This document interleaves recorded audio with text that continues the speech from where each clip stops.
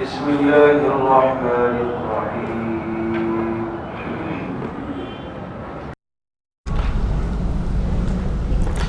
وَإِذْ أَخَذْنَا مِيثَاقَ بَنِي إِسْرَائِيلَ لَا تَعْبُدُونَ إِلَّا اللَّهَ وَبِالْوَالِدَيْنِ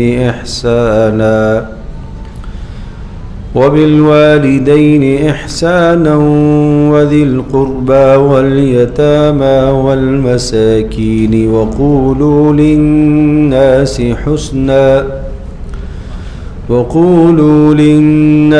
حُسْنًا وَأَقِيمُوا الصَّلَاةَ وَآتُوا الزَّكَاةَ ثُمَّ تَوَلَّيْتُمْ إِلَّا قَلِيلًا مِّنكُمْ وَأَنتُم مُّعْرِضُونَ وَإِذْ أَخَذْنَا مِيثَاقَكُمْ لَا تَسْفِكُونَ دِمَاءَكُمْ وَلَا تُخْرِجُونَ أَنفُسَكُم مِّن دِيَارِكُمْ ثُمَّ أَقْرَرْتُمْ وَأَنتُمْ تَشْهَدُونَ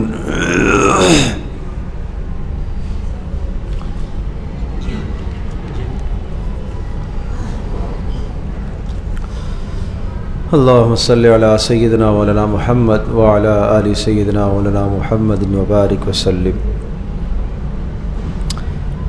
سورۃ البقرہ کا رکوع نمبر 10 ہے اور آیت نمبر 83 سے آج کا سبق شروع ہو رہا ہے۔ پہلے خلاصے کے طور پر ذہن نشین فرما لیں جو پرچہ آپ کو دیا گیا ہے، اس میں آپ ملاحظہ فرمائیے یہود کی علمی کمزوری اور نمبر 2 یہود کی معاشرتی کمزوری، جس کو آپ یہ بھی کہہ سکتے ہیں یہود کی اخلاقی بیماریاں، جیسے پیچھے بیان تسلسل سے چلا آ رہا تھا۔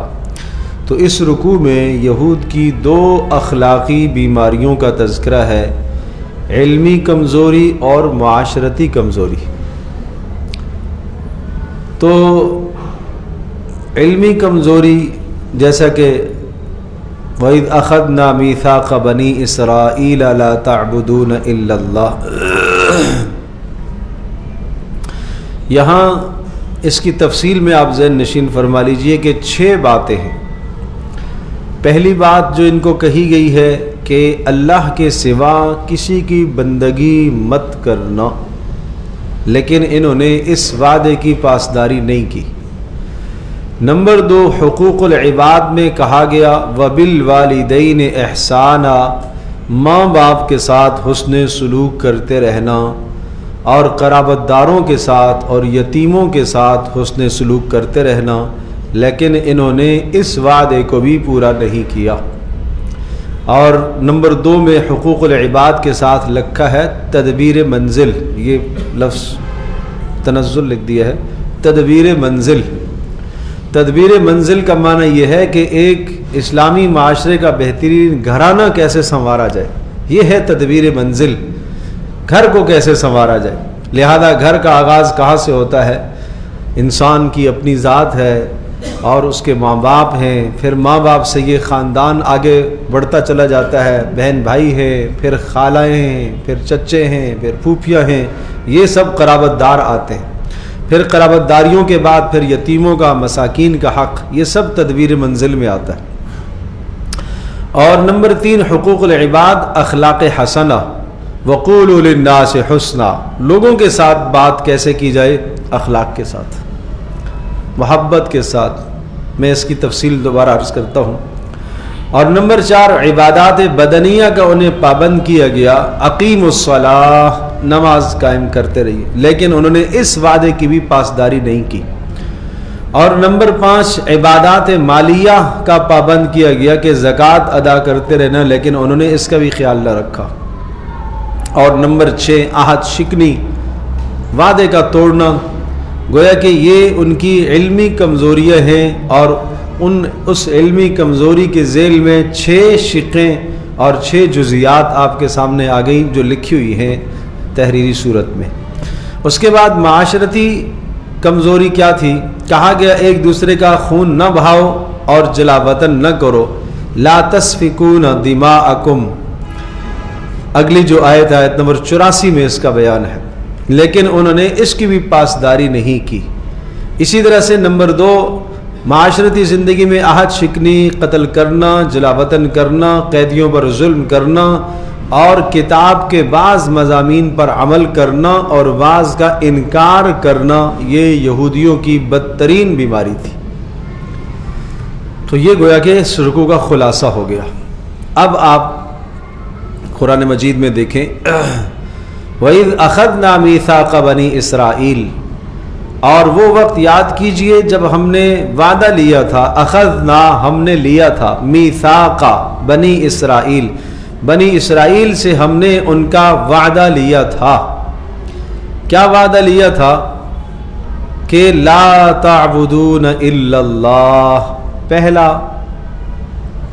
اصول یہ تھا اس وعدے کا کہ اللہ کے سوا کسی اور کی بندگی مت کرنا، یہ توحید بنیاد ہے۔ اور جمعے کے بیان میں جو حضرات آتے ہیں انہیں یاد ہوگا کہ کئی تسلسل سے اس پر ہماری بات چل رہی ہے، اسلامی معاشرے کے اصلاحی بہترین نکات، وہ 14 نکات جن 14 نکات پر اسلامی معاشرے کی بنیاد ہوتی ہے۔ اور وہ کون سی صورت ہے؟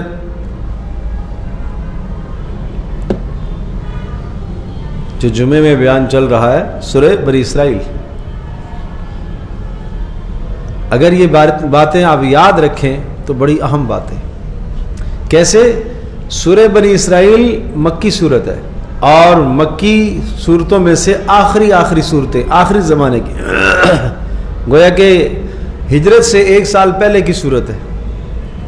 تو اس میں بنی اسرائیل کے کچھ حالات اور تاریخ بھی آئی ہے، اور اس تاریخ کے ساتھ ساتھ پیارے پیغمبر صلی اللہ تعالی علیہ وسلم مدینہ منورہ میں جا کر اب جس زندگی کی طرف لوگوں کو دعوت دیں گے، جو معاشرہ پیش کرنا چاہتے ہیں، وہ معاشرہ کیا ہے، اس معاشرے کے اصول کیا ہے۔ تو اس لیے مکی دور کے آخری زمانے میں یہ صورت نازل ہوئی تھی، سورہ بنی اسرائیل، اور اس میں یہ سمجھایا گیا کہ پیارے پیغمبر صلی اللہ تعالی وسلم ایسا معاشرہ چاہتے ہیں جس معاشرے کے یہ 14 بنیادی اصول ہوئے۔ وَقَضَىٰ رَبُّكَ أَلَّا تَعْبُدُوا إِلَّا إِيَّاهُ وَبِالْوَالِدَيْنِ إِحْسَانًا۔ اور وہ وہاں پر بھی یہ بات ہے کہ تیرے پروردگار نے یہ فیصلہ نافذ کیا ہے کہ اللہ تعبدوا الا ایاہ، کہ اس کے سوا کسی کی بندگی نہیں ہونی چاہیے۔ یہ جملہ آپ لوگوں کو بڑا آسان سا لگ رہا ہے کہ اللہ کے سوا کسی کی بندگی نہیں ہونی چاہیے۔ آپ کہیں گے ہم تو کسی کی بندگی نہیں کر رہے، ہم تو اللہ ہی کی بندگی کر رہے۔ کون ہے جو اللہ کے سوا کسی اور کو سجدہ کر رہا ہو؟ کوئی نہیں کرتا۔ کون ہے جو اللہ تبارک تعالیٰ کو چھوڑ کر کسی بت کے سامنے سجدہ ریز ہوتا ہے؟ ہم تو سب کی سب اللہ کی بندگی کر رہے ہیں۔ لیکن میں ہمیشہ عرض کیا کرتا ہوں کہ اللہ تعبدوا الا ایاہ، اللہ کے سوا کسی کی بندگی نہ ہو، اس سے مراد صرف نماز نہیں ہے، اس سے مراد صرف روزہ نہیں ہے، اس سے مراد صرف حج اور زکوٰۃ نہیں ہے۔ اس کا مطلب اپنی تمام کی تمام زندگی اللہ کے حکم کے سپرد کرنا، یہ ہے عبادت۔ آپ یوں سمجھ لیجئے ایک آدمی 5 وقت کا نمازی ہے، روزے دار ہے، تہجد گزار ہے، حج آتا ہے تو حج میں بھی جاتا ہے، لیکن بازار کی زندگی، کاروباری زندگی اس کی اپنی مرضی، اپنی منشا کے مطابق ہے، تو کہا جائے گا کہ یہ آدمی عبادت تو کر رہا ہے، کون سی؟ عبادات بدنیہ تک تو ٹھیک ہے، لیکن معاشرتی زندگی میں اور معاملات کی زندگی میں یہ اللہ کے احکام کی پیروی نہیں کر رہا۔ گویا کہ معاملات زندگی کے اندر یہ اللہ کی بندگی نہیں کر رہا، نفس کی پیروی کر رہا ہے۔ شادی کا موقع آ گیا، ارے شادی کے موقع پر تو ہم اپنی مرضی کریں گے، تو اس کا مطلب یہ ہوا کہ زندگی کے اس شعبے کے اندر اس نے کیا کیا ہے، اس نے اپنے نفس کو یا اسی طرح سے اپنے خاندان کو یا اپنے معاشرے کو یا لوگوں کو معبود بنا لیا ہے، یہ اللہ کی بندگی نہیں کر رہا۔ یہ اللہ تبارک و تعالیٰ کا عابد، اللہ کی بندگی کرنے والا ہے نماز کی حد تک، یہ اللہ کی بندگی کرنے والا ہے روزے کی حد تک، یہ اللہ کی بندگی کرنے والا ہے زکوٰۃ اور حج کی حد تک، معاشرتی زندگی میں اللہ کی بندگی کرنے والا نہیں ہے۔ اسلام یہ چاہتا ہے کہ اپنی پوری کی پوری زندگی اللہ کے حکم کے سپرد کر دو۔ اس لیے آپ بنی اسرائیل کی سورہ بنی اسرائیل کی وہ آیت وَقَضَىٰ رَبُّكَ أَلَّا تَعْبُدُوا إِلَّا إِيَّاهُ، اور جہاں پر بھی یہ بات آتی ہے کہ صرف اللہ کی بندگی کرو، معنی یہ ہے اللہ کے حکم کو بالادستی دو، اللہ کے حکم کو تمام احکام کے اوپر لے کر آؤ، اللہ کے حکم کو تمام خواہشات کے اوپر لے کر آؤ، اللہ کے حکم کو تمام رسم و رواج سے اوپر لے کر آؤ، اللہ پاک کے حکم کو نفس کی چاہتوں کے اوپر لے کر آؤ۔ یہ معنی ہے اللہ تعبدوا الا ایہ، یہ معنی ہے لا تعبدون الا اللہ، نہیں بندگی کریں گے مگر اللہ کی، یعنی اللہ کے سوا کسی کو نہیں پوچھیں گے، اللہ کے سوا کسی کی بندگی نہیں کریں گے۔ ایک مثال عرض کرتا ہوں، حضرت عدی بن حاتم رضی اللہ تعالی عنہ رسول اکرم صلی اللہ علیہ وسلم کی خدمت میں حاضر ہوئے، اسلام لے آئے تھے، اور یہ اہل کتاب میں سے تھے، گویا کہ یہود کے علماء میں سے ان کا شمار ہوتا ہے۔ عبداللہ بن سلام بھی، عدی بن حاتم بھی، اور بھی اس طرح کے اشخاص ہیں جو رسول اکرم صلی اللہ علیہ وسلم پر ایمان لے آئے۔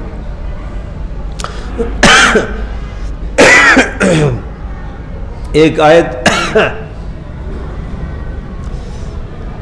سورہ توبہ کی ایک آیت لے کر حاضر ہوئے عدی بن حاتم رضی اللہ تعالی، جس میں یہ مضمون ہے اتخذوا احبارهم ورهبانهم اربابا من دون اللہ والمسیح ابن مریم، عیسائیوں نے اتخذوا احبارهم ورهبانهم، تو یہ گزشتہ کتابوں کو جانتے تھے، عیسائیت یعنی انجیل کے بھی اچھے جاننے والے تھے، تورات کے بھی اچھے جاننے والے تھے، تو فرمایا کہ اتخذوا احبارهم ورهبانهم اربابا من دون اللہ، کہ ان عیسائیوں نے کیا کیا، انہوں نے اپنے مذہبی رہنماؤں کو، پیشواؤں کو، اور مسیح بن مریم حضرت عیسیٰ علیہ السلام کو اربابا من دون اللہ، اللہ کے سوا رب مانا ہے، اپنے مذہبی پیشواؤں کو رب مان لیا،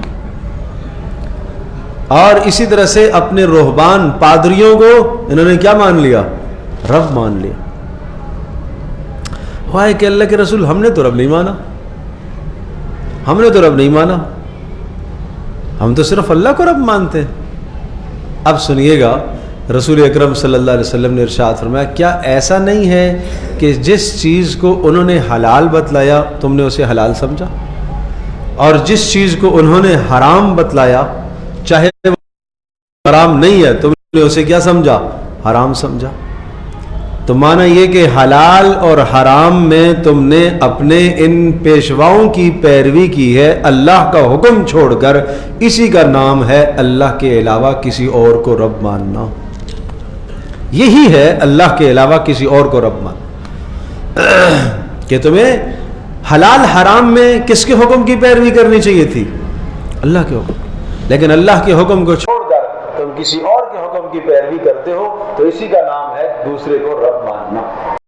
اب سنیے گا وَإِذْ أَخَذْنَا مِيثَاقَ بَنِي إِسْرَائِيلَ، اور وہ وقت یاد کرو جب ہم نے بنی اسرائیل سے میثاق عہد لیا تھا، لا تعبدون الا اللہ، نہیں بندگی کریں گے آپ لوگ مگر اللہ کی، اللہ کے سوا کسی کی بندگی نہیں کریں گے۔ یہ ایک عربی زبان کا ایک خاص انداز ہے کہ پہلے نفی اور اس کے بعد اس بات، تو اس میں بات میں طاقت پیدا ہوتی ہے۔ جیسے آپ کلمہ پڑھتے ہیں لا الہ الا اللہ، اب لا نہیں ہے، الہ کوئی معبود نہیں ہے، الا اللہ سوائے اللہ کے، مگر اللہ ہے، باقی کوئی نہیں ہے۔ اگر یوں کہا جاتا کہ اللہ معبود ہے، لا پہلے نہ لایا جاتا تو وہ طاقت اور قوت نہ ہوتی۔ تو اس لیے عربی زبان میں یہ جا بجا آپ دیکھیں گے کہ جب کسی نفی کو بہت تاکید کے ساتھ بیان کرنا ہوتا ہے، کوئی چیز کسی خاص چیز کو ثابت کرنا ہوتا ہے، تو پہلے نفی ہوتی ہے پھر اس کے بعد ثابت کیا جاتا ہے۔ لا تعبدون، تم نہیں بندگی کرتے ہو یا تم نہیں بندگی کرو گے، الا اللہ مگر اللہ کی۔ نمبر 2 تو یہ سب اس میں توحید آ گئی، لا تعبدون الا اللہ میں کیا آ گئی؟ توحید، اللہ کی بندگی کرنا، اللہ تبارک و تعالیٰ کو رب ماننا، اللہ کی ذات اور اللہ کی صفات کے ساتھ. جیسے ایمان مفصل، ایمان مجمل میں آپ نے پڑھا ہوگا، اللہ تبارک و تعالیٰ کو اس کی تمام صفات کے ساتھ، اس کی ذات کے ساتھ اس کو پروردگار ماننا. جب اللہ کو تسلیم کیا تو پھر ضمن میں رسالت بھی آ گئی، اللہ کے رسولوں کو بھی مانتا ہوں. اللہ پر ایمان رکھا ہے تو اللہ مرسل ہے، بھیجنے والا ہے، اللہ منزل ہے، کتابوں کو اتارنے والا ہے، یہ میرا ایمان ہے. اور اللہ قیامت کو قائم کرنے والا ہے. سب باتیں اس کے ضمن میں آ جائیں گی. وَبِالْوَالِدَيْنِ احسانا، اور دوسری بات یہ کہی ہے، یعنی عہد میں یہ بات بھی شامل تھی کہ بالوالدین احسانا، ماں باپ کے ساتھ حسن سلوک کرتے رہنا. اور اس کی تفصیل پھر بات عرض کروں گا. قرآن مجید میں کسی ایک بات کا اجمال بیان کیا جاتا ہے اور دوسری جگہ پر اس کی تفصیل ہوتی ہے. ماں باپ کے حقوق تفصیل کے ساتھ وہی سورہ بنی اسرائیل کے اندر اللہ پاک نے ذکر فرمائے، وَبِالْوَالِدَيْنِ احسانا، وہاں پر بھی یہی لفظ ہے. پھر وہاں مزید تفصیل کہی ہے، اما یبلغن عندک الکبر احدہما او کلاہما فلا تقل لہما اف. ماں باپ کے حقوق میں سے نمبر 1 یہ ہے، ان کو اف تک بھی نہ کہنا، ایسا جملہ نہ بولنا جس سے ان کو تکلیف ہو. نمبر 2 ولا تنہرہما، جھڑکنا نہیں ہے، کسی بھی بات میں ان کو جھڑکنا نہیں. نمبر 3 وَقُلْ لَهُمَا قَوْلًا كَرِيمًا، ادب سے بات کرنی ہے، بات کرنے کا سلیقہ سکھایا. اور نمبر 4 وَخْفِضْ لَهُمَا جَنَاحَ الذُّلِّ، اور اپنے آپ کو ماں باپ کے سامنے بچھا دینا ہے، تواضع کرنی ہے، اکڑ کے نہیں کھڑا ہو رہا ہے. اپنے بازوؤں کو ان کے سامنے ان کی خدمت کے لیے، اپنے ہاتھوں کو ان کی خدمت کے لیے پیش کر دو، بچھ جاؤ ماں باپ کے سامنے. اور نمبر 5 وقر رب ارحمہما کما ربیانی صغیرا، یہ دعا کرو کہ اے میرے رب ان پر ایسا رحم فرما جس طرح سے انہوں نے بچپن میں میری تربیت کی. یہ بہت تفصیل سے میرا مضمون جمعے کا ہے اور اس پر تفصیلی لٹریچر بھی بنا ہے، آپ حضرات اس کا ضرور مطالعہ فرمائیں اور اس بیان کو بھی ضرور سنیں. یہ 5 حقوق ہیں جو زندگی سے متعلق. مرنے کے بعد کے 5 حقوق رسول پاک صلی اللہ علیہ وسلم سے پوچھے گئے اور اس پر بھی بڑی تفصیل سے جمعے کا بیان ہوا ہے اور 3 قسطوں پر ہے یہ، جس میں ارشاد فرمایا کہ ماں باپ کے مرنے کے بعد ایک حق تو یہ ہے کہ ان کے درجات کی بلندی کی دعا کرتے رہیں. نمبر 2 ان کے لیے بخشش اور مغفرت کی دعا کرتے رہیں. اور نمبر 3 ان کے مالی عہد پورے کیے جائیں. اور مالی عہد پورے کیے جائیں معنی یہ ہوا کہ اگر انہوں نے کسی کا پیسہ دینا ہے تو وہ ادا کرو. اسی طرح سے اگر کوئی نمازیں رہ گئی ہیں ان کا فدیہ دو. اسی طرح سے اگر کوئی منت مانی تھی پوری نہیں کر پائے وہ پوری کر لو. اسی طرح سے میراث صحیح درست تقسیم کر دو. یہ ان کے مالی حقوق ہیں. اور نمبر 4 کہ ماں باپ کے مرنے کے بعد ان کے رشتہ داروں کے ساتھ اچھا برتاؤ کرو. اور نمبر 5 ان کے تعلق داروں کے ساتھ اچھا برتاؤ کرو. یہ 10 بڑے حقوق ہیں ماں باپ کے، 5 زندگی سے متعلق، 5 مرنے کے بعد. بڑے اہم حقوق ہیں یہ. تو وبالوالدین احسانا جہاں پر بھی قرآن میں آئے گا وہاں یہ بات، یہ سارے حقوق آپ ذہن نشین فرمائیے. اب ایک بات اور رہ گئی سورہ لقمان میں اور سورۃ العنکبوت میں. وہاں یہ مضمون ہے وَإِن جَاهَدَاكَ عَلَىٰ أَن تُشْرِكَ بِي مَا لَيْسَ لَكَ بِهِ عِلْمٌ فَلَا تُطِعْهُمَا، اگر تمہیں ماں باپ آمادہ کریں اللہ کی نافرمانی پر، گناہ پر، شرک پر، کفر پر، اللہ کے حکم کو چھوڑنے پر اگر تمہیں آمادہ کرے فَلَا تُطِعْهُمَا، اب ماں باپ کی اطاعت نہیں کرنی. اچھا اطاعت نہیں کرنی پھر کیا کرنا ہے؟ ان کے ساتھ کیا برتاؤ کرنا ہے؟ کہا وَصَاحِبْهُمَا فِي الدُّنْيَا مَعْرُوفًا، محبت کے ساتھ پیش آتے رہیں. ماں باپ کافر ہیں تب بھی محبت کے ساتھ پیش آتے رہیں، تب بھی اخلاق کے ساتھ پیش آتے رہیں. اخلاق سے گری ہوئی بات ماں باپ کے ساتھ کرنے کی اجازت قطعاً نہیں ہے. ایک شخص نے کہا اللہ کے رسول اگر ماں باپ ظلم کریں تو؟ تب بھی آپ نے فرمایا وَإِن ظَلَمَا، اگر ظلم کریں جب بھی آپ کے لیے ان کے ساتھ تلخی اور ان کے ساتھ کجی اور ماں باپ کے ساتھ جو ہے بدتمیزی کرنے کی اجازت پھر بھی نہیں ہے.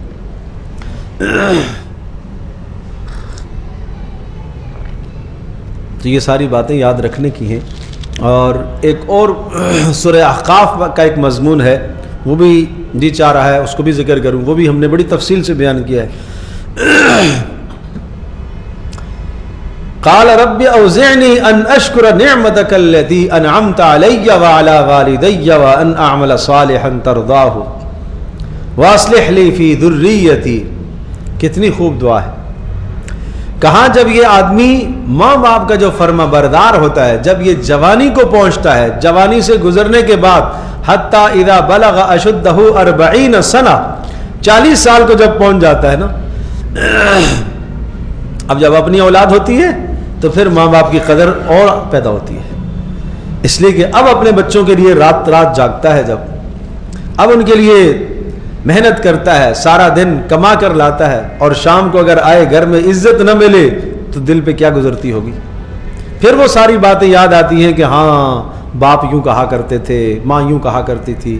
فرمایا جب یہ 40 سال کی عمر کو پہنچتا ہے تو پھر یہ دعا کرتا ہے رب اوزعنی ان اشکر نعمتک التی انعمت علی. اے اللہ مجھے اس بات کی توفیق عطا فرما کہ تو نے جو میرے اوپر اور میرے ماں باپ پر نعمتیں کی ہیں، اے اللہ میں ان نعمتوں کا شکر ادا کر سکوں. ماں باپ کی نعمت کا شکر ادا کروں کہ تو نے مجھے ماں باپ کی نعمت عطا فرمائی. رب اوزعنی ان اشکر نعمتک التی انعمت علی وعلی والدی وان اعمل صالحا ترضا. اے اللہ مجھے ایسے عمل کی توفیق عطا فرما جس عمل پر تو راضی ہو. اور پھر اگلی دعا سنیے گا، واصلح لی فی ذریتی. اے اللہ میری اولادوں کو بھی اچھا کر دے. کہ میں نے اگر اپنے ماں باپ کے ساتھ بدسلوکی کر لی یا کسی موقع پر ان کا حق نہیں ادا کیا، کوتاہی کی ہے، تو اے اللہ اس کا اثر آگے نہ چلے. نہیں سمجھے بات؟ یہ تسلسل آگے نہیں چلنا چاہیے کہ میں نے اگر ماں باپ کے ساتھ کوتاہی کر دی تو میری اولادیں پھر میرے ساتھ کیا کرے؟ کوتاہی کرے. اے اللہ ایسا نہ ہو. ٹھیک ہے جی. اس لیے حدیث میں آتا ہے نقد سزا مل جاتی ہے ماں باپ کی نافرمانی کی، نقد سزا اس دنیا میں ملتی ہے. اور وہ 2 سزائیں بتائی گئی ہیں، ایک تو یہ کہ فقر مسلط کر دیا جاتا ہے، اور دوسرا اولاد اس کی نافرمان ہوتی ہے. اللہ پاک ہم سب کی حفاظت فرمائے. اللہ سے مانگا کرو اپنے بچوں کے لیے، گھر والوں کے لیے. اور ایک سورہ فرقان کی ایک دعا ہے، بڑی خوب دعا ہے، کتنی پیاری دعا ہے. ربنا هب لنا من ازواجنا وذرياتنا قرة اعین وجعلنا للمتقین اماما. اے ہمارے پروردگار ہمیں اور ہماری بیویوں کو، نہیں ہماری بیویوں کو، گھر والیوں کو اور ہماری اولادوں کو ہماری آنکھوں کی ٹھنڈک بنا، اور ہمیں نیک لوگوں کا پیشوا، راہبر، رہنما بنا. یہ ہے دعا. یہ دعا بھی کیا کرو. تو بہت اختصار کے ساتھ والدین کے حقوق سے متعلقہ جو باتیں قرآن میں آئی ہیں وہ میں نے یہاں ذکر کر دی ہیں. وَأَقِيمُوا الصَّلَاةَ. تیسری بات آئی ہے وَأَقِيمُوا الصَّلَاةَ، اور نماز قائم کیجیے. ماں باپ کی اطاعت اور فرما برداری کے بعد وَأَقِيمُوا الصَّلَاةَ، اور نماز قائم کیجیے. وہاں وَبِالْوَالِدَيْنِ إِحْسَانًا وَذِي الْقُرْبَى وَالْيَتَامَى وَالْمَسَاكِينِ. اور اسی طرح سے ماں باپ کے بعد پھر کس کا حق ہے؟ قرابت داروں کا. قرابت داروں کو حق دیجئے. قرابت داروں کو حق دیجئے. کون سا حق؟ مالی حق، جسمانی حق، زبانی حق. یہ سارے حقوق ہیں. آپ کے قرابت دار، اعزاء، اقربا، رشتہ دار ہیں، اچھے کھاتے پیتے ہیں، مال کے محتاج نہیں ہیں، کوئی بات نہیں. اچھا مال کے محتاج نہیں ہیں، کسی موقع پر آپ کو جانی خدمت کی اگر ان کو ضرورت ہے تو آپ پہنچ جائیں. اچھا جانی خدمت کی بھی ضرورت نہیں ہے، ان کے خشم خدم نوکر چاکر اچھے خاصے ہیں، لیکن کبھی ایسا ہو سکتا ہے کہ ان کے گھر میں پریشانی ہو، تسلی دینے کے لیے آپ پہنچ جائیں. یہ ہے زبانی مدد کرنا. یہ بھی نہیں ہے، یہ بھی کوئی نہیں ہے، تب بھی حق ہے گاہے بگائے ان کی زیارت کرتے رہیں، ان کے پاس جاتے رہیں. یہ قرابت داروں کا حق ہے. اور یتامہ، یتیموں کے حق بڑی تفصیل سے آگے سورۃ النساء میں یتیموں کے حقوق آئیں گے. بہت مفصل یہ سورۃ النساء کا موضوع ہی ہے کمزور طبقے کے حقوق، یتیموں کے اور خواتین کے حقوق سورۃ النساء میں بڑی تفصیل سے وہاں آئے گا۔ یہاں اتنا ذہن نشین فرمائیے، رسول اکرم صلی اللہ علیہ وسلم نے ارشاد فرمایا سب سے بہترین گھرانہ وہ جس گھرانے میں کوئی یتیم ہو اور اس کی اچھی تربیت کی جا رہی ہو، اور سب سے بدترین گھرانہ وہ کہ جس گھرانے میں کوئی یتیم ہو اور اس یتیم کے ساتھ برا سلوک کیا جا رہا ہو، وہ سب سے بدترین گھرانہ ہے۔ تو اس لیے یتیموں کا بھی خیال رکھیں، اور یتیم اس کو کہا جاتا ہے کہ بلوغت کو ابھی نہ پہنچا ہو اور اس کے باپ کا انتقال ہو گیا ہو، اس کو یتیم کہتے ہیں، چاہے وہ بچہ ہو چاہے وہ بچی ہو۔ حدیث میں آتا ہے اس کے سر پر شفقت کا ہاتھ رکھنے سے جتنے بال آپ کے ہاتھ کے نیچے ہیں اتنی نیکیاں اللہ عطا کرے گا۔ اور دل کی سختی اگر کسی آدمی کو ہے، سختی کی بیماری کا مطلب کیا ہوا؟ دل متاثر نہیں ہوتا، حق بات سے اثر نہیں لیتا، تو اسے چاہیے کہ یتیم کے سر پر ہاتھ رکھا کرے۔ تو اپنے قرب و جوار میں دیکھا کریں بھائی جو یتیم ہے، جس طرح سے آپ اپنے بچے کو بڑا دیکھنا چاہتے ہیں، اچھا دیکھنا چاہتے ہیں، کسی یتیم کی کفالت لے لو، کسی یتیم بچے کی تربیت ذمے میں لے لو۔ جو آپ اپنے بچے پر ماہانہ خرچ کرتے ہیں، اگر گنجائش اللہ نے دی ہے تو یہ اپنے کسی یتیم بچے پر محلے میں خرچ کر دو۔ چلو اتنا نہیں کر سکتے، آدھا اپنے بچے جتنا آدھا ہی خرچ کر دو۔ یہ بھی نہیں کر سکتے، 1/3 خرچ کر دو، 1/4 حصہ خرچ کر دو۔ 4000 آپ بچے پر خرچ کرتے ہیں ہر منتھ کا، مثال کے طور پر 1000 ہی خرچ کر دو کسی یتیم کا۔ تو کسی نہ کسی درجے میں آپ کے، یہ اسلام یہ ہمیں درس دیتا ہے کہ آپ کے مال میں صرف آپ کا حق نہیں ہے، آپ کے مال میں آپ کے ماں باپ کا حق ہے، قرابت داروں کا حق ہے، یتیموں کا حق ہے، مسکینوں کا حق ہے۔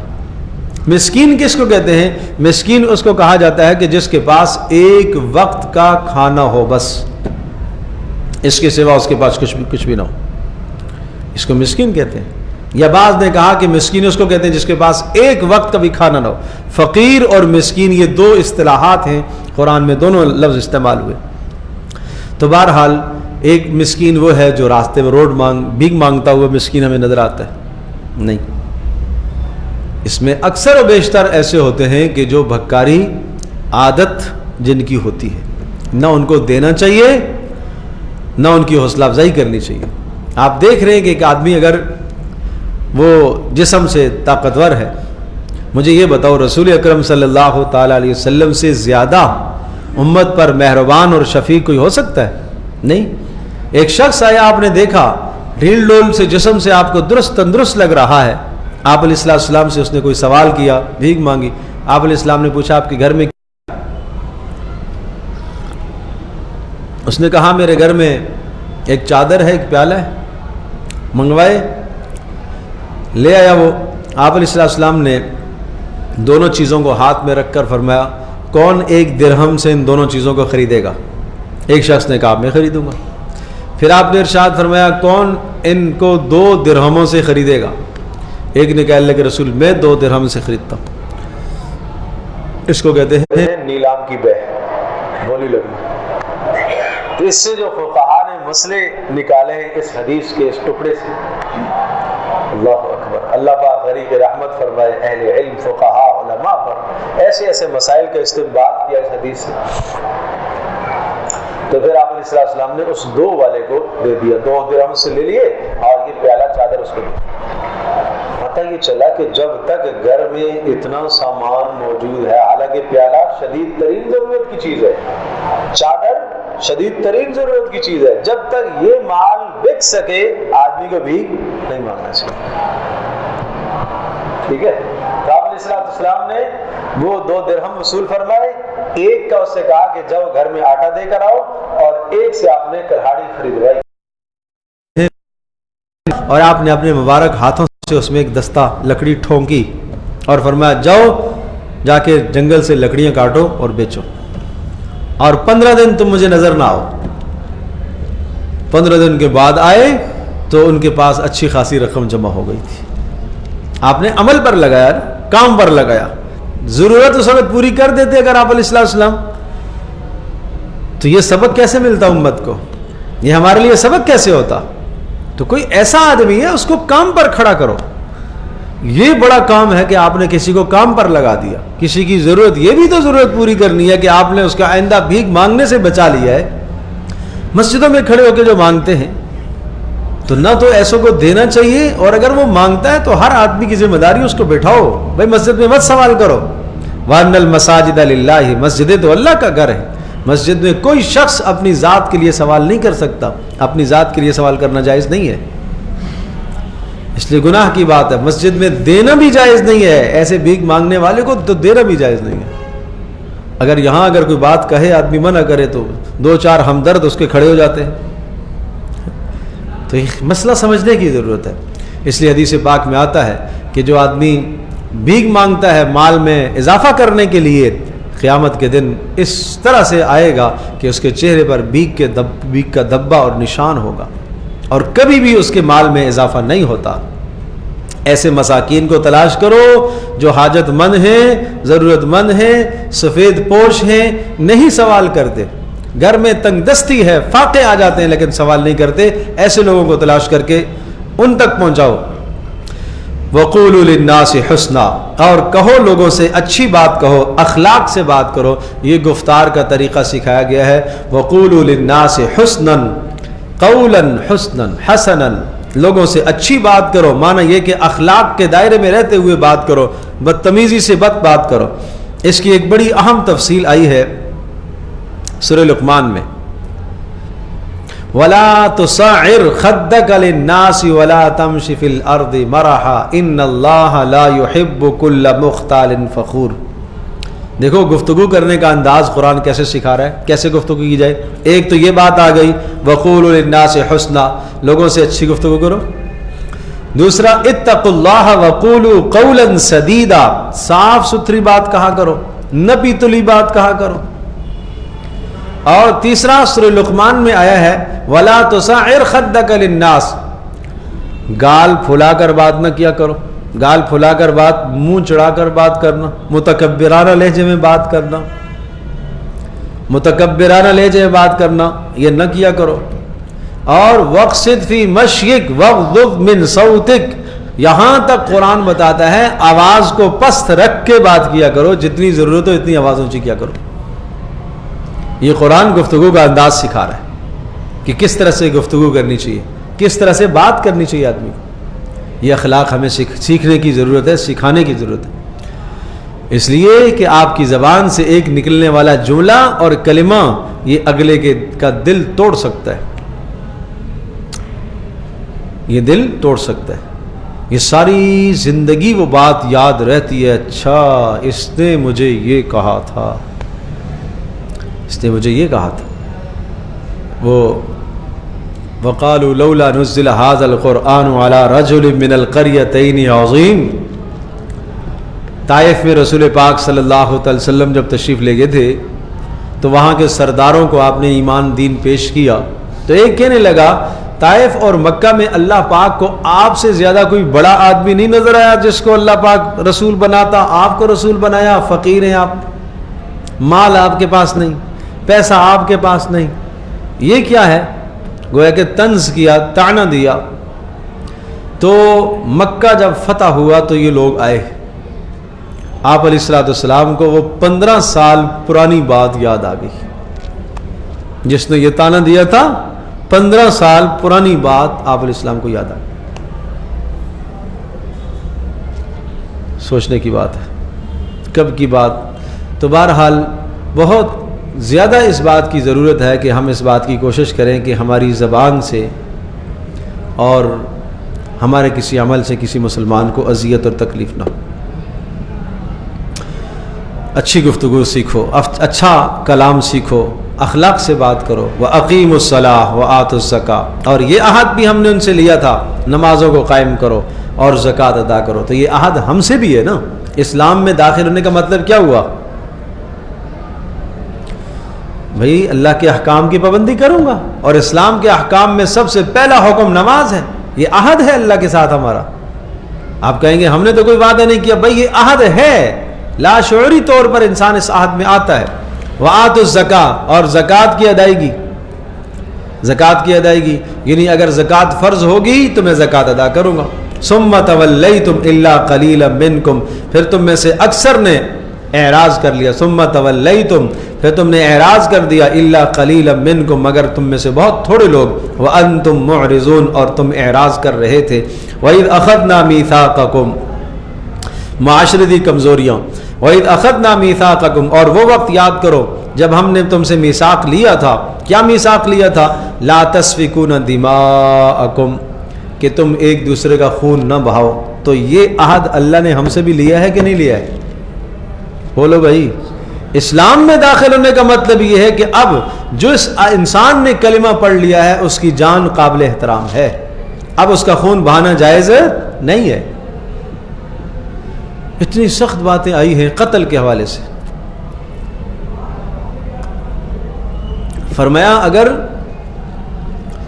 زمین میں سارے بسنے والے انسان اور آسمانوں میں رہنے والے سارے فرشتے کسی ایک آدمی کے قتل میں جمع ہو جائیں، اللہ پاک ان سب کو اس ایک قتل کی وجہ سے جہنم میں ڈالے گا۔ کسی کی جان مارنا کتنا بڑا ظلم ہے۔ تو اس لیے بہت بدترین جرم ہے لا تسفکون دماءکم، خون نہ بہانا ایک دوسرے کا، ہم نے تم سے عہد لیا تھا۔ ولا تخرجون انفسکم، اور نہ نکالنا اپنے آپ کو، من دیارکم، اپنے گھروں سے۔ تو یہ خاص طور پر مدینہ منورہ کے اندر جو یہود آباد تھے ان کے لیے یہ بات ہے کہ وہاں ایسا انہوں نے کیا کہ آپس میں لڑائیاں ہوتی تھیں اور ان لڑائیوں کے نتیجے میں ایک دوسرے کو جلا وطن کرتے تھے، مدینے سے نکال دیتے تھے۔ اگر آج بھی کوئی آدمی اپنے پڑوسی کے ساتھ ایسا بد رویہ رکھے، ایسا برا رویہ رکھے کہ بالآخر اسے پڑوس چھوڑنا پڑے، تو آپ نے اس کو نکالا تو نہیں ہے لیکن اس کے نکلنے کے اسباب آپ نے بنائے ہیں ضرور۔ یہ بدترین پڑوسی ہے کہ جس کی ایذاؤں سے اور جس کی شرارتوں سے اور جس کے مکر اور فریب سے کوئی آدمی تنگ ہو کر پڑوس چھوڑ دے، شہر چھوڑ دے، محلہ چھوڑ دے، آدمی کو سوچنا چاہیے۔ یہ قیامت کے دن پوچھ ہوگی یہ کیوں نکالا آپ نے اس کو۔ ثم اقررتم وانتم تشہدون، پھر تم نے اقرار کیا تھا اس بات کا کہ اے اللہ ہم تیرے وعدوں کی پاسداری کریں گے اور تم اس بات کی گواہ بھی ہو۔ ثم انتم ہؤلاء تقتلون انفسکم، پھر اے لوگو تم نے قتل کر دیا ایک دوسرے کو، تقتلون انفسکم، تم اپنے آپ کو قتل کر رہے تھے، یعنی اپنے مسلمان بھائیوں کو تم قتل کر رہے تھے۔ وتخرجون فریقا منکم من دیارہم، اور تم میں سے اپنے بعض ہی مسلمانوں کو ان کے گھروں سے نکال رہے تھے۔ تظاہرون علیہم بالاثم والعدوان، اور تم امداد کرتے تھے ایک دوسرے کے خلاف، ظالموں کی تم مدد کرتے تھے، بالاثم والعدوان، گناہ کے ساتھ اور ظلم اور زیادتی کے ساتھ، یعنی ظلم کر کے اور گناہ کر کے تم اس ظالم کی مدد کرتے ہو۔ یہ بڑا بدترین عمل ہے کسی ظالم کی مدد کرنا۔ ایک حدیث میں اس کو شرک کہا گیا ہے۔ جو شخص کسی ظالم کی حمایت میں کھڑا ہو جاتا ہے، کسی ظالم کی ذرہ برابر حمایت کرتا ہے اور اس کی مدد کرتا ہے اور اسے معلوم ہے کہ یہ ظالم ہے پھر بھی وہ حمایت میں کھڑا ہوتا ہے، فرمایا اس نے اسلام کا ہار اپنے گلے سے نکال کر پھینک دیا۔ ایک حدیث میں اس کو شرک کہا گیا ہے کہ کوئی آدمی کسی ظالم کی حمایت میں کھڑا ہو۔ کبھی کسی ظالم کا ساتھ مت دو بھائی، کبھی کسی ظالم کا ساتھ مت دو، ظالم کے ساتھ سے دور رہا کرو، اور کبھی کسی ظالم کی حمایت بھی مت کرو، زبانی حمایت بھی مت کرو۔ کسی ظالم نے کسی کے ساتھ ظلم کیا اور محلے میں جس پر اس نے ظلم کیا ہے وہ مظلوم جو ہے اس کے ساتھ ہمارا مزاج نہیں بنتا، ہماری نہیں لگتی، ہم کیا کہیں ٹھیک ہوا ہے اس کے ساتھ۔ اس کا مطلب یہ ہوا کہ آپ ظالم کے ظلم کی تائید کر رہے ہیں۔ ٹھیک ہوا کا مطلب یہ ہوا آپ ظالم کے ظلم کی کیا کر رہے ہیں؟ تائید کر رہے ہیں، اور آپ خوش ہو رہے ہیں اپنے مسلمان کی تکلیف پر۔ بہت بدترین عادت ہے یہ۔ اللہ پاک میری آپ کی ہم سب کی حفاظت فرمائے۔ اسلام اس برائی سے ہمیں روکتا ہے۔ یہ آج کیا ایسا نہیں ہے؟ آج ایک حقیقی اور سگا بھائی ہے، اس پر تکلیف آتی ہے ہمیں خوشی ہوتی ہے۔ ٹھیک ہوا اس کے ساتھ، میں نے اس کو سمجھایا تھا بھائی پھر بھی جائز نہیں ہے، آپ نے سینکڑوں مرتبہ سمجھایا ہو پھر بھی خوش ہونا جائز نہیں ہے اپنے مسلمان کی تکلیف پر۔ اس کو کہتے ہیں شماتت، حدیث کی اصطلاح میں اس کو شماتت کہا جاتا ہے، اپنے مسلمان بھائی کی پریشانی پر خوش ہونا۔ فرمایا لا تظہر الشماتۃ لاخیک، اپنے بھائی کے لیے شماتت مت کیا کرو، اس لیے ممکن ہے اللہ اس کو اس تکلیف سے نکالے اور تمہیں اس تکلیف میں مبتلا کر دے۔ ہاں، مرنے سے پہلے پہلے یہ مبتلا ہوگا پھر۔ اور اپنی زندگی کا محاسبہ کرو، بہت سارے زندگی میں معاملات انسان پر، مصائب اور پریشانیاں مقدرات ہیں، لیکن بہت ساری چیزیں مکافات عمل ہوتی ہیں۔ یہ ہم کسی کی مصیبت پر خوش ہوئے تھے، آج اس کا نتیجہ ملا ہے، اور ہم سمجھتے ہیں کسی نے کچھ کر دیا، کسی نے کچھ سحر کر دیا، جادو کر دیا، کسی نے کچھ نہیں کیا، اپنی بدعملی کا نتیجہ ہے۔ اس لیے کہ دوسرے مسلمان کی بھائی کی مصیبت پر ہم خوش ہوئے تھے اور اس کے نتیجے میں آج یہ تکلیف ہمیں پہنچی ہے۔ خیال رکھا جائے اس کا۔ کسی کے مالی نقصان پر خوش ہوئے، کل ہمارا بھی مالی نقصان ہو سکتا ہے۔ کسی کی جانی نقصان پر خوش ہوئے، کل ہمارا بھی جانی نقصان ہو سکتا ہے۔ تو اس لیے فرمایا تظاہرون علیہم بالاسم والعدوان، یہ کیا بات ہوئی کہ تم ظالموں کی حمایت کر رہے تھے اور غلبہ کر رہے تھے ظلم کر کے اور زیادتیاں کر کے اور گناہ کے ساتھ۔ وَإِن يَأْتُوكُمْ أُسَارَىٰ تُفَادُوهُمْ وَهُوَ مُحَرَّمٌ عَلَيْكُمْ إِخْرَاجُهُمْ، اور اگر قیدی تمہارے پاس آتے تو تم مال دے کے چھڑا دیتے، قیدیوں کو پیسہ دے کر، پیسہ ان سے وصول کر کے آزاد کرتے ہو، حالانکہ ان کا قیدی بنانا ہی تمہارے لیے حرام ہے۔ آج اغوا برائے تاوان ایسا ہے کہ نہیں ہے؟ اغوا کر لیا، بھائی تمہیں اغوا کرنے کا حق کس نے دیا ہے؟ نہیں ہے، حرام کام آپ نے کیا ہے، اور اس کے بعد کیا ہے؟ اغوا برائے تاوان کی رقم لے کر ہم نے تو احسان کر دیا، اس کو چھوڑ دیا۔ تو یہی قرآن یہ کہہ رہا ہے کہ یہ بنی اسرائیل نے یہ کیا، وَإِن يَأْتُوكُمْ أُسَارَىٰ، اور اگر یہ تمہارے پاس قیدی بن کے آتے ہیں تو اے ظالمو تفادوہم، تم پیسے لے کر ان کو آزاد کرتے ہو، حالانکہ وَهُوَ مُحَرَّمٌ عَلَيْكُمْ إِخْرَاجُهُمْ، ان کا نکالنا ہی اور ان کا قیدی بنانا ہی تمہارے لیے حرام تھا۔ کیوں قیدی بنایا کسی کو؟ اب بات آئی افتؤمنون ببعض الکتاب وتکفرون ببعض، یہ کیا بات ہوئی کہ کتاب کی بات کو، بعض باتوں کو مانو اور بعض باتوں کا انکار کرو؟ جو مرضی کے مطابق آئیں جی قبول ہے، اور جو مرضی کے خلاف ہیں ان کو چھوڑ دیا۔ میرا عزیز دوستو اور بزرگوں، یہ آیت مجھے اور آپ کو، ہم سب کو جھنجھوڑ رہی ہے۔ کیا ایسا ہم نے تو نہیں کیا ہوا ہے کہ قرآن کی بعض باتوں کو مانا اور بعض کو چھوڑ دیا، رسول اللہ صلی اللہ علیہ وسلم کی بعض باتوں کو مانا اور بعض کو چھوڑ دیا؟ سوچئے ذرا، افتؤمنون ببعض الکتاب وتکفرون ببعض، کیا بات ہو گئی کہ تم نے بعض کتاب کی بعض باتوں پر ایمان لایا اور بعض کا انکار کیا؟ فما جزاء من یفعل ذلک منکم الا خزی فی الحیاۃ، اور جو ایسا کرے گا، سنیے گا، جو کتاب کی بعض باتوں پر ایمان لائے گا اور بعض کو چھوڑے گا، اس کی سزا کیا بتائی؟ اس کی سزا یہ سمجھائی ہے خزی فی الحیات الدنیا، دنیا کی زندگی میں رسوائی ہے۔ فما جزاء، ایسے کی سزا اور کیا ہو سکتی ہے سوائے اس کے خزی فی الحیات الدنیا، کہ دنیا کے اندر ذلت اور رسوائی مقدر بن کر رہے گی۔ ویوم القیامۃ یردون الی اشد العذاب، اور جب قیامت کے دن آئے گا، یردون، لٹا دیے جائیں گے، الی اشد العذاب، کس کی طرف؟ سخت ترین عذاب کی طرف۔ وما اللہ بغافل عما تعملون، یہ لکھ لو، نقش کر لو اپنے دل پر، اللہ تبارک و تعالی غافل نہیں ہے تمہارے اعمال سے۔ معنی یہ کہ تم جب ظلم کرتے ہو، زیادتیاں کرتے ہو اپنے پڑوسیوں کے ساتھ اور مسلمانوں کے ساتھ، تم ظلم کر رہے ہو، زیادتیاں کر رہے ہو، اور تمہیں پکڑ نہیں آ رہی اللہ کی طرف سے، تو سمجھنا چاہیے کہ اللہ تمہارے اعمال سے غافل نہیں ہے۔ گناہ پر گناہ کر رہا ہے، گناہ پر گناہ کر رہا ہے، نافرمانی پر نافرمانی کر رہا ہے، سزا نہیں آ رہی ہے، یہ سمجھتا ہے اللہ خوش ہے۔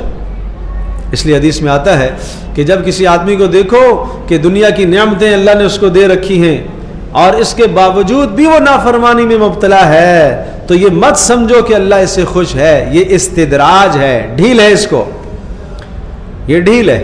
اور اس ڈھیل کی مثال مفسرین فقہا اس طرح سے دیتے ہیں، مثال کے طور پر چوہا دان کے اندر جب اس کو قید کرنا مقصود ہوتا ہے، پکڑنا مقصود ہوتا ہے، تو اس کو اچھی چیز ڈالتے ہیں، اچھی چیز لگاتے ہیں، اور یہ اس کو ڈھیل ہوتی ہے، یہ کھائے اور اس کے بعد پکڑ میں آئے، گرفت میں آئے۔ اسی طرح سے بھی اس انسان کو ڈھیل ہے۔ وَأُمْلِي لَهُمْ إِنَّ كَيْدِي مَتِينٌ، اللہ کہہ رہا ہے میں مہلت دیتا رہتا ہوں، پھر میری پکڑ بڑی سخت آتی ہے۔ سَنَسْتَدْرِجُهُمْ مِنْ حَيْثُ لَا يَعْلَمُونَ، آہستہ آہستہ آہستہ اس کو مہلت دیتا رہتا ہوں، یہ آگے اور بڑھتا ہے، اور نافرمانی میں اور نافرمان ہوتا ہے، اور پھر جب پکڑ آتی ہے وہاں سے آتی ہے جہاں سے اس کو شعور گمان بھی نہیں ہوتا۔ اولئک الذین اشتروا الحیاۃ الدنیا بالآخرہ، فرمائیے وہ لوگ ہیں جنہوں نے دنیا کی زندگی کو ترجیح دی ہے، اشتروا ترجیح دی ہے، الحیات الدنیا دنیا کی زندگی کو، بالآخرۃ آخرت کے مقابلے میں۔ میرے عزیز دوستوں اور بزرگوں، محاسبہ کریں، یہ آیت مجھے آپ کو ہم سب کو کیا کہہ رہی ہے؟ کہیں ہم نے دنیا کی زندگی کو ترجیح تو نہیں دے رکھی آخرت پر؟ معاملات میں دیکھو ذرا، ہم نے دنیا کو ترجیح تو نہیں دی ہوئی ہے آخرت پر؟ رسم و رواج میں دیکھو، کہیں ہم نے دنیا کو آخرت پر ترجیح تو نہیں دے رکھی ہے؟ عبادات میں دیکھو، دنیا کو آخرت پر ترجیح تو نہیں رکھی ہے؟ کاروبار میں، معاملات میں دیکھو، کہیں دنیا کو ہم نے آخرت پر ترجیح تو نہیں دے رکھی ہے؟ دیکھو، اسلام ہمیں یہ نہیں روکتا آپ دنیا کمائیے، آپ مال کمائیں، آپ بیوی بچوں کو پالیں، آپ اولادوں کے لیے اچھا سوچیں، آپ بیوی کے لیے اچھا سوچیں، آپ اپنے لیے اچھا گھر اختیار کریں، آپ اپنے لیے اچھی سواری اختیار کریں، اسلام قطعاً نہیں روکتا اس سے۔ نمبر ایک، آپ یہ سب اچھائیاں اختیار کریں حلال مال سے، حرام سے نہیں۔ کس سے؟ حلال مال سے۔ نمبر دو، حلال مال کے ساتھ ساتھ آپ دیگر قرابت داروں کے حقوق کا بھی خیال رکھیے گا۔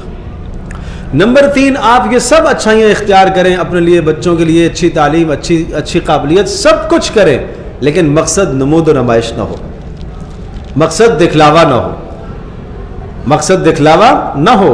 اور نمبر چار، جب اس دنیا کا ان تمام چیزوں کا تعارض اور ٹکراؤ کسی آخرت کے مرحلے کے ساتھ آ جائے تو پھر آپ کو آخرت کو ترجیح دینی ہے، دنیا کی چیز کو پیچھے چھوڑ دینا ہے۔ نہیں سمجھے بات؟ کاروبار کا معاملہ آ گیا، اب اس کاروبار کے معاملے میں ٹکراؤ آ گیا ہے، اس کاروبار کا اللہ کے حکم کے ساتھ ٹکراؤ آ رہا ہے۔ چھوٹی سی مثال لے لیجئے، نماز ہی کا وقت آ گیا ہے، اس وقت مجھے کیا کرنا چاہیے؟ اللہ کا حکم ہے ادھر جانا چاہیے۔ دو گاہک سامنے کھڑے ہیں، اگر ان کو چھوڑ دیتا ہوں تو یہ دنیا کا نفع نکل جائے گا، اور اگر ان کو چھوڑ کے جاتا ہوں تو نماز مل جائے گی، آخرت کا نفع ہے وہ۔ اس موقع پر تمہیں ترجیح آخرت کو دینی چاہیے، دنیا کو نہیں دینی چاہیے۔ بس اسلام آپ سے یہ مطالبہ کرتا ہے، ترجیحات اپنی بدل دو، ترجیحات اپنی بدل دو۔ کیا ہی زندگی تھی صحابہ کی، اس بنیاد پر صرف رسول اکرم صلی اللہ علیہ وسلم کے جان نثاران سب کچھ قربان کر دیتے تھے۔ اے اللہ کے رسول، اس کے بدلے میں جنت ملے گی؟ ہاں ہاں ہاں، جنت مل جائے گی، اس کے بدلے میں جنت ملے گی۔ 600 درخت اپنے باغ کے دینے کو تیار ہے ایک درخت کے بدلے میں، اس ایک درخت کے بدلے میں 600 درخت دے رہا ہوں، اس پر مجھے جنت ملے گی؟ جی جنت مل جائے گی۔ ٹھیک ہے اللہ کے رسول، قبول ہے یہ سودا۔ اس کو کہتے ہیں آخرت کی ترجیح۔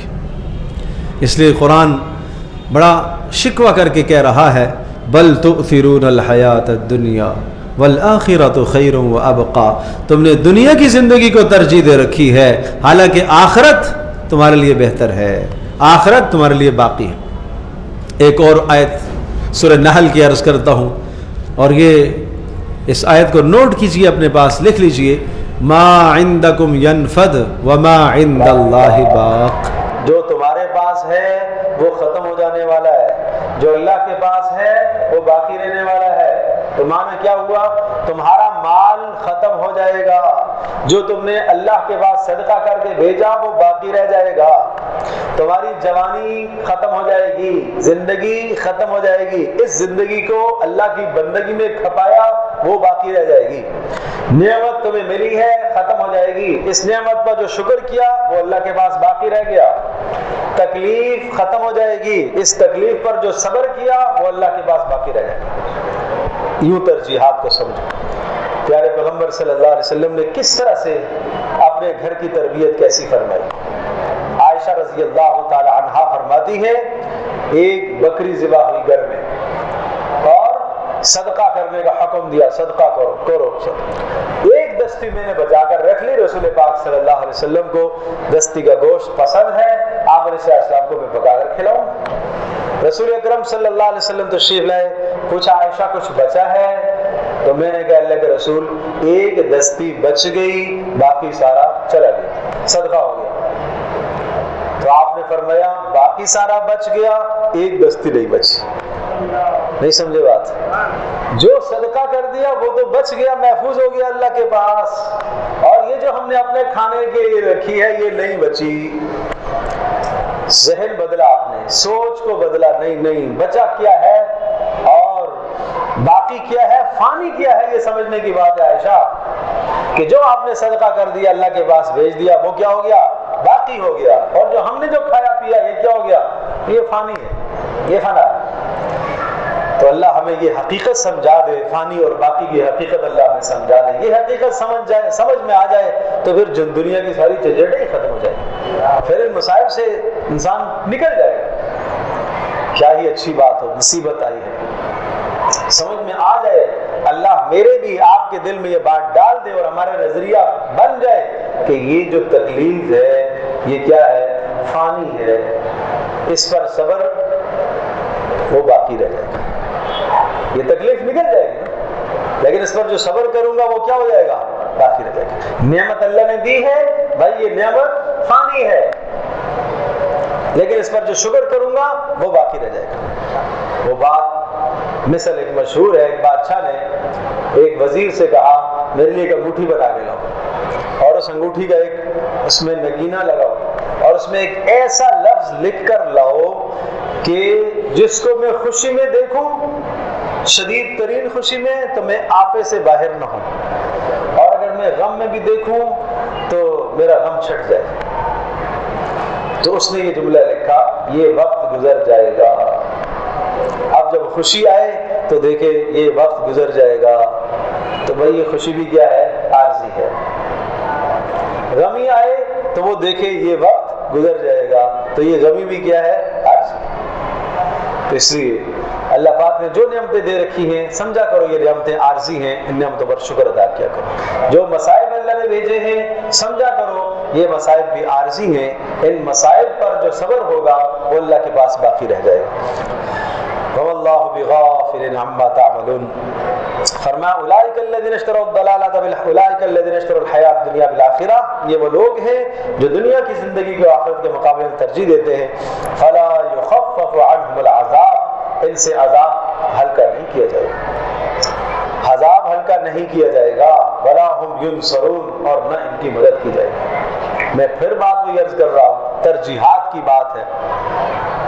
اتنا حال تھا صحابہ کا، ایک خاتون آئی، اے اللہ کے رسول بیماری ہے، مرگی کا دورہ پڑتا ہے، بے ہوش ہو جاتی ہوں، آپ دعا کیجئے۔ آپ نے ارشاد فرمایا چاہتی ہو تو اس پر میں دعا کرتا ہوں اللہ بیماری دور کر دے گا، اور اگر صبر کرتی ہو تو اس کے بدلے میں جنت ملے گی۔ کہا اللہ کے رسول جنت ملے گی؟ ہاں مل جائے گی۔ کہا ٹھیک ہے، بس پھر مجھے قبول ہے، ہمیشہ کے لیے بیماری قبول ہے، بس یہ دعا کیا کرے کہ مجھے جو ہے مرگی کا دورہ پڑے تو میں بے حجاب ہو جاتی ہوں، پردہ اتر جاتا ہے، یہ کیفیت نہ ہو جائے، اس لیے کہ ایک عورت ذات۔ آپ نے فرمایا ٹھیک ہے یہ دعا کر لیتے۔ عطا ابن ابی رباح فرماتے ہیں رحمہ اللہ کہ عبداللہ ابن عباس رضی اللہ تعالیٰ عنہ کے سامنے سے ایک عورت گزری تو آپ نے فرمایا آؤ تمہیں جنتی عورت دکھاتا ہوں، یہ وہ عورت ہے جس کو رسول پاک صلی اللہ علیہ وسلم نے یوں کہا تھا۔ یہ بات تھی ترجیحات کی۔ اللہ پاک ہمیں بھی آخرت کو مقدم رکھنے کی توفیق عطا فرمائے، اور اس دنیا فانی کی اللہ پاک ہمیں حقیقت سمجھا دے۔ وآخر دعوانا الحمدللہ رب العالمین۔